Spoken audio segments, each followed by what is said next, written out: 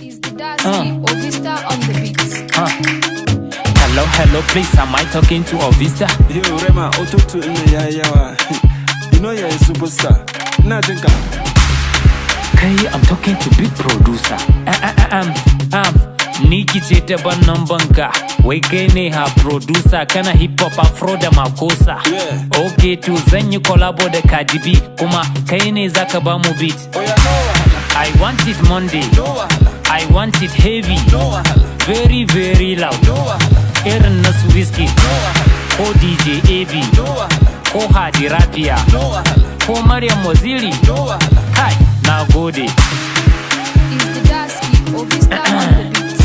Wannan kiɗan na Ovista ne, Ovista kuma producer ne. In ya hau kan keyboard maye ne, mu kuma in mun hau kan kiɗan bala'i ne. To, a ba mu kiɗa, a ba mu kiɗan.